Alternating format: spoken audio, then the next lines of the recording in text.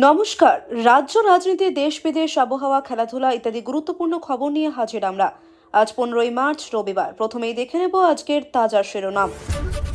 বাংলার মা নিঃস্ব, মাটি লুণ্ঠিত, মানুষ চলে যাচ্ছে। এবার কেউ তৃণমূলকে বাঁচাতে পারবে না, পরিবর্তনের ডাক দিলেন মোদি।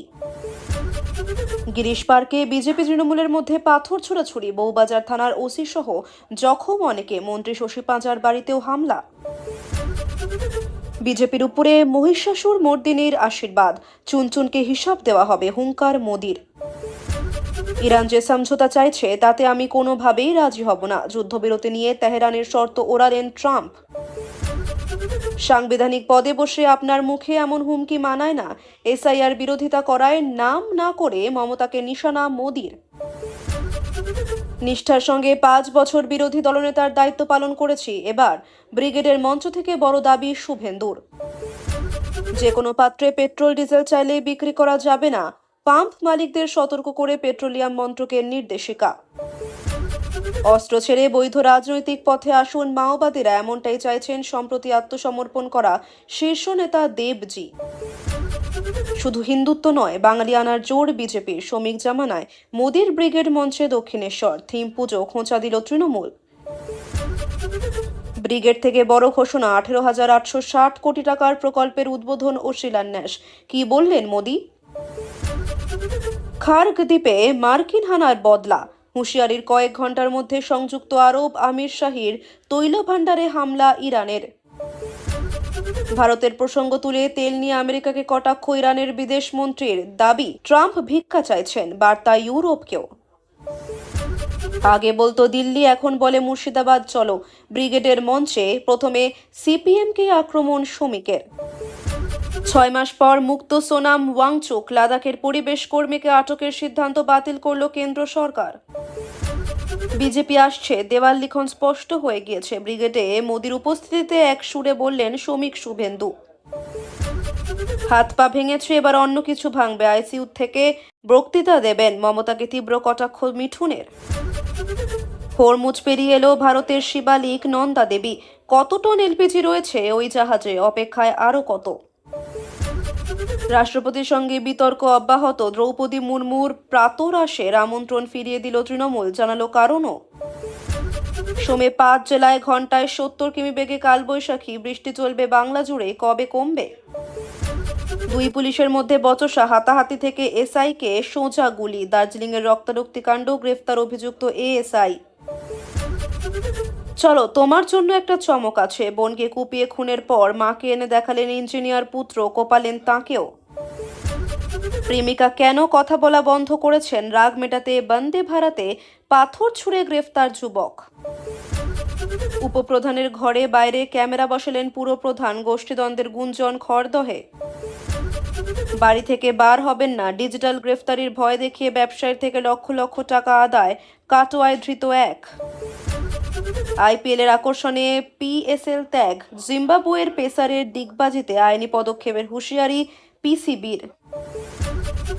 ঘরের দরজা ভাঙতেই ফাঁস লাগানো অবস্থায় যুবকের দেহ উদ্ধার, গলসির রামনগরের শোক, হাহাকার পরিবারে। কুলদীপের বিয়েতে চাঁদের হাট, আশীর্বাদ দিতে পৌঁছলেন ধীরেন্দ্র কৃষ্ণ শাস্ত্রী, তিলক ভার্মা থেকে কাইফ হাজির ক্রিকেটাররাও। 15,000 পড়ুয়া, রোজ লাগে শতাধিক গ্যাস সিলিন্ডার, আতান্তরে পড়া খড়গপুর আইআইটি সাহায্য চাইল জেলা শাসকের। হাদি খুনে অভিযুক্তদের সীমান্ত পার করতে সাহায্য করেছিলেন, এবার সেই দালাল গ্রেফতার শান্তিপুরে। এভাবে আমাকে অসম্মান করতে পারেন না, মঞ্চ থেকে নামিয়ে দেওয়া হলো শিলাজিৎকে। কি ঘটল সেন্ট্রাল পার্কে? এই ছিল আজকের দিনের গুরুত্বপূর্ণ সব শিরোনাম। এবার একে একে বিস্তারিতভাবে জেনে নেব প্রতিটি খবরের পেছনের পুরো ঘটনা। আমাদের ভিডিও ভালো লাগলে অবশ্যই সাবস্ক্রাইব করবেন এবং লাইক শেয়ার করে আগামী দিনে এগিয়ে যাওয়ার অনুপ্রেরণা দেবেন। সরকারি এবং রাজনৈতিক কর্মসূচি নিয়ে কলকাতা সফরে প্রধানমন্ত্রী নরেন্দ্র মোদী। ব্রিগেডে সরকারি মঞ্চ থেকে 18,860 কোটি টাকার সরকারি প্রকল্পের শিলান্যাস এবং উদ্বোধন করলেন তিনি। তারপরে সেখানেই পৃথক মঞ্চ থেকে করলেন রাজনৈতিক সভা। ব্রিগেডের দীর্ঘ বক্তৃতায় প্রধানমন্ত্রী নরেন্দ্র মোদী বলেন, এবার পশ্চিমবঙ্গে সরকার বদল কেউ রুখতে পারবে না, তার কথায় কেউ কেউ ভয় দেখানোর চেষ্টা করবেন, কেউ কেউ বলবেন বদল সম্ভব নয়, কিন্তু মনে রাখুন, মানুষ যখন ঠিক করে নেন তখন ঠেকানোর কেউ থাকে না। বাংলার মানুষ যখনই ঠিক করে নেন তখন ইতিহাস বদলে যায়। আজ ব্রিগেড দেখে সেই আত্মবিশ্বাস পাচ্ছি। একই সঙ্গে তিনি বলেন, এবারের ভোট সরকার বদলের নয়, বাংলার আত্মাকে বাঁচানোর, ব্যবস্থা বদলের নির্বাচন, কাটমানি থেকে, ভয় থেকে মুক্তির নির্বাচন। আগত পরিবর্তনের জন্য সকলকে আগাম শুভেচ্ছা। পশ্চিমবঙ্গের জনগণের জয় হোক। বাংলাকে অসুরক্ষিত করেছে সরকার। এখানে খোলাখুলি ধমক দেওয়া হচ্ছে যে একটি বিশেষ সম্প্রদায় আপনাদের খতম করে দেবে। সংবিধানের কুর্সিতে বসে এমন কথা আপনার মুখে শোভা পায় না।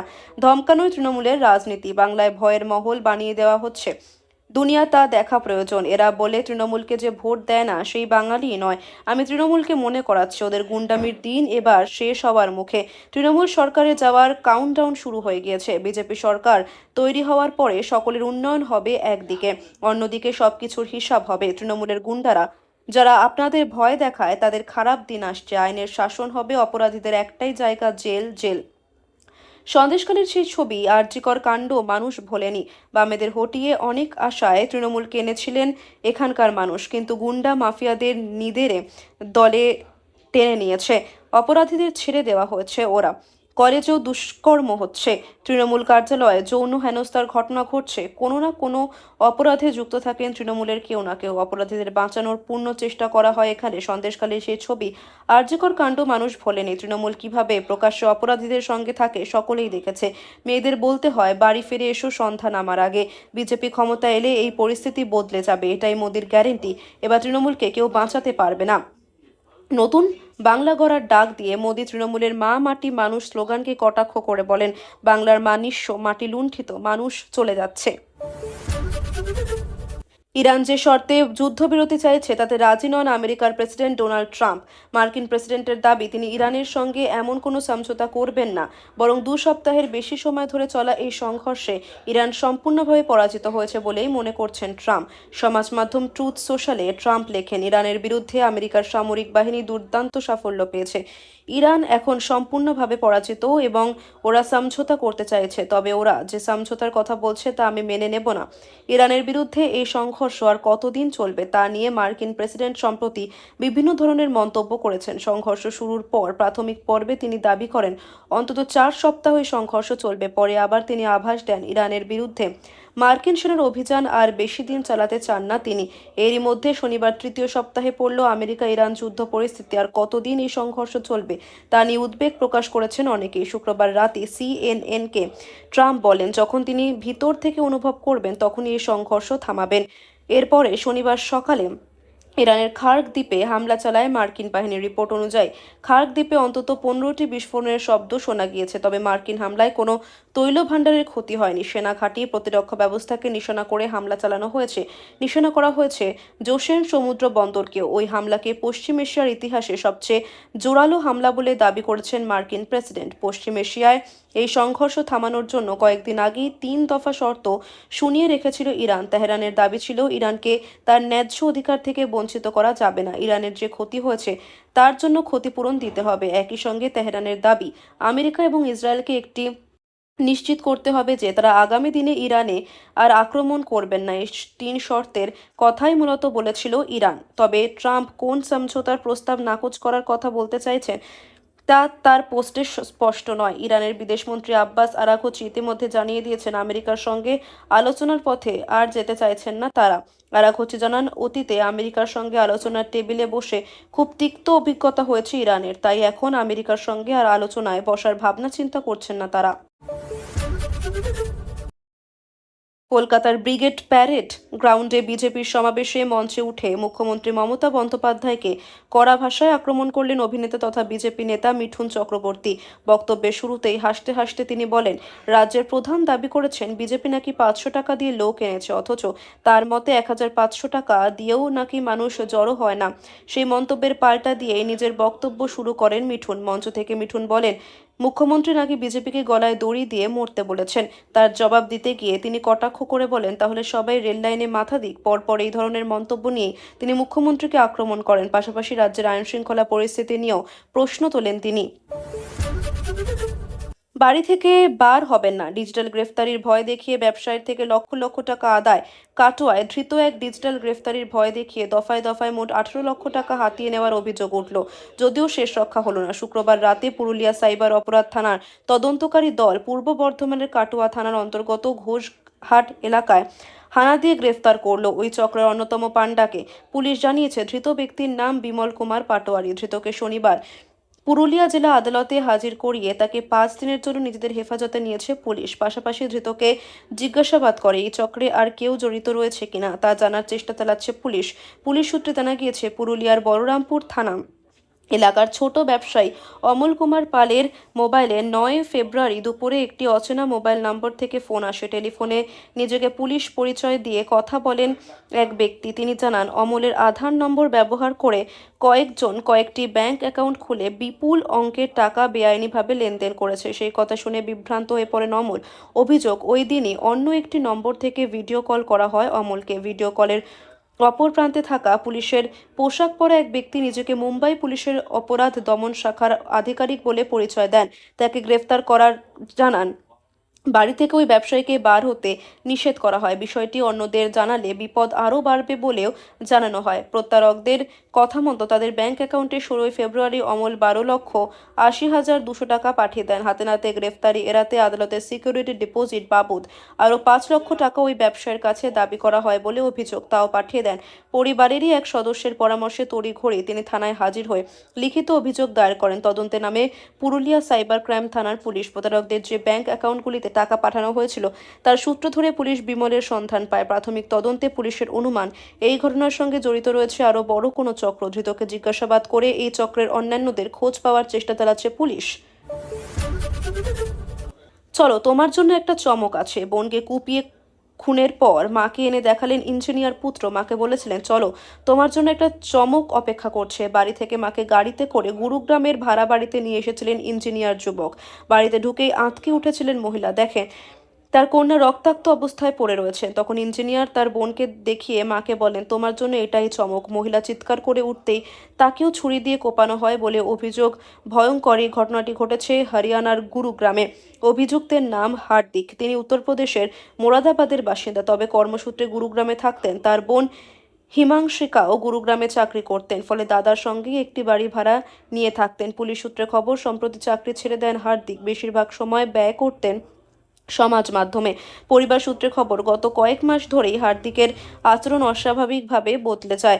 অনেক রাতে বাড়িতে ঢুকতেন, অনলাইনে কথোপকথনে ব্যস্ত থাকতেন, কারোর সঙ্গে খুব একটা কথাও বলতেন না। প্রাথমিক তদন্তে পুলিশ জানতে পেরেছে, হার্দিকের সঙ্গে এক ভিন ধর্মের তরুণীর সম্পর্ক গড়ে উঠেছিল। তাকে বিয়ে করতে চেয়েছিলেন, কিন্তু তার বোন হিমাংশিকা এবং মা নীলিমা আপত্তি জানান। বিষয়টি নিয়ে মা এবং বোনের সঙ্গে তার একটা টানাপোড়েন শুরু হয়। হার্দিকের কাউন্সিলিংয়ের ব্যবস্থা করেন তারা। গত 6 মার্চ বোনের সঙ্গে কথা কাটাকাটি হয় অভিযোগ।